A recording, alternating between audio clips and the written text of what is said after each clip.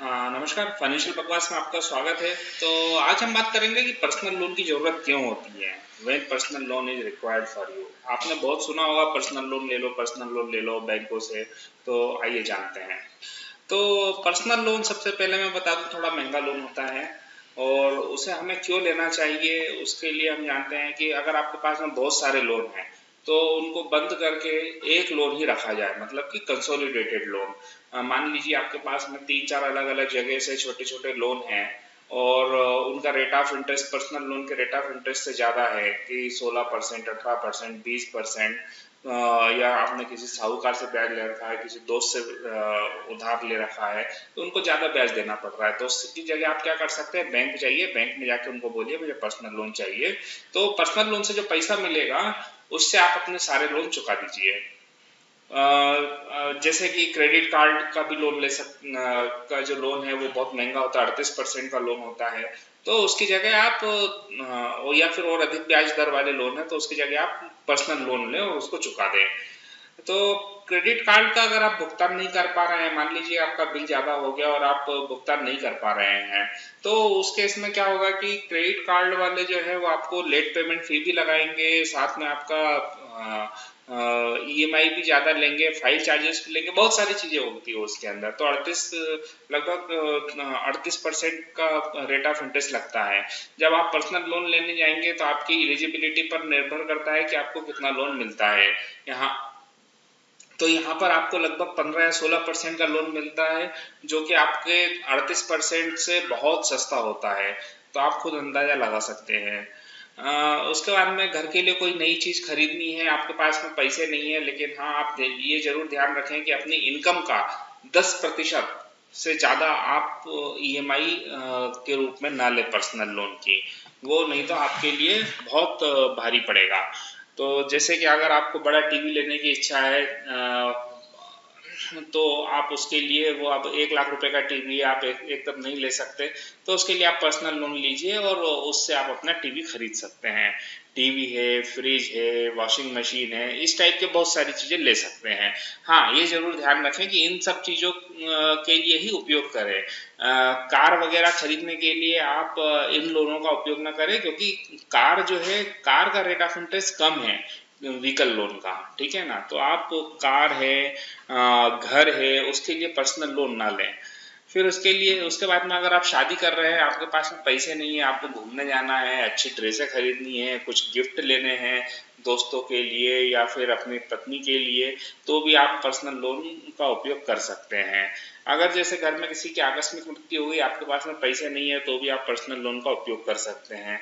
आपके पास में बीमारी हो गई है घर में किसी को या आपको, और उस पर खर्च हुए जा रहा है और आपके पास में पैसे नहीं है, तो उस परिस्थिति में भी आप पर्सनल लोन ले सकते हैं। और पर्सनल लोन का उपयोग जो है आप अपनी मनचाही जगह पर छुट्टी पर जाने के लिए भी कर सकते हैं, यानी कि ड्रीम वेकेशन पे, कि कहीं आपको ड्रीम वेकेशन पर जाना है, आपके पास पैसे नहीं है, लेकिन आपने सोचा कि चलो मैं एक बार ड्रीम वेकेशन तो हो ही आऊं, फिर अगले 4-5 साल तक मैं अपना लोन चुकाता रहूंगा। तो पर्सनल लोन क्यों लेना चाहिए। सबसे पहला चीज है कि बैंक आपसे कोई प्रश्न नहीं पूछते कि आपको लोन किस लिए चाहिए, क्यों चाहिए।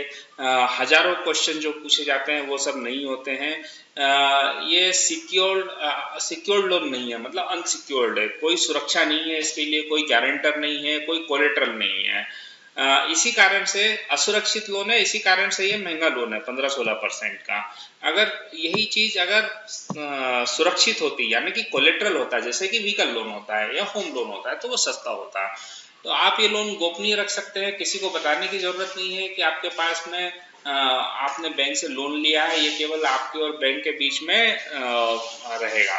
तो बैंक को आप 12 से 60 महीने में लोन वापस दे सकते हैं। कम से कम कागजों की जरूरत होती है। आप बैंक से 25,000 रुपए से 20 लाख रुपए तक का लोन ले सकते हैं। तो अगर मान लीजिए 15-16% रेट ऑफ इंटरेस्ट है, अगर 1 लाख रुपए का लोन लेते हैं तो आपको लगभग 1 लाख रुपए की 5 साल के लिए 2400 रुपए की ईएमआई आएगी। ठीक है ना। तो आप जो लगभग है 25,000 रुपया, 25 या 30,000 रुपया बैंक को ज्यादा देंगे 5 साल में, लेकिन आपकी अभी की जरूरत जो है पूरी हो जाएगी। तो सुरक्षा गारंटर और कोलेटर नहीं होने के कारण महंगा है। सभी के लिए पर्सनल लोन नहीं होता है। बैंकें प्रेफर करती हैं कि जो एम्प्लॉय है, मतलब कि जो एम्प्लॉयमेंट में है, नौकरी कर रहे हैं, बैंक सबसे पहले उन्हीं को प्राथमिकता देती है। और बिजनेसमैन को पर्सनल लोन कम ही दिया जाता है। पार्ट पेमेंट नहीं कर सकते हैं। पार्ट पेमेंट मतलब कि जैसे आप ईएमआई भरते रहेंगे, लेकिन आपको बीच में मान लीजिए आपने 1 लाख रुपया लिया लोन और आपने 2400 रुपए की किस्त चुकाते रहे, आपके पास में 1 साल बाद कहीं से 25,000 रुपया आया, तो आपने सोचा कि चलो मैं 25,000 रुपये भर देता हूँ तो इतने पे इंटरेस्ट नहीं लगेगा। तो आप गलत सोच रहे हैं। आप पार्ट पेमेंट नहीं कर सकते, मतलब 25,000 रुपया नहीं भर सकते। आपको क्या करना पड़ेगा, आप फुल पेमेंट अपफ्रंट कर सकते हैं, मतलब कि पूरा लोन चुका सकते हैं बीच में। तो उसके ऊपर अगर ये बैंक टू बैंक डिफर होता है। अगर कुछ चार्जेस होंगे प्री पेमेंट के तो वो लेंगे, नहीं होंगे तो नहीं लेंगे। तो आप ध्यान रखें, यहाँ पर पार्ट पेमेंट नहीं कर सकते हैं। तो उम्मीद है जानकारी पसंद आई होगी। अगर आपने अभी तक हमारा चैनल सब्सक्राइब नहीं किया है तो नीचे सब्सक्राइब बटन दे रखा है, आप उस पर क्लिक करके हमारा चैनल को सब्सक्राइब कर सकते हैं। वीडियो को लाइक करिए, शेयर करिए, व्हाट्सएप पर कॉपी करके व्हाट्सएप पे हमारा लिंक शेयर करिए, अपने दोस्तों को बताइए। और भी कोई प्रश्न हो तो आप हमें बताइए, हम आपके प्रश्न का उत्तर देने की पूरी कोशिश करेंगे। धन्यवाद।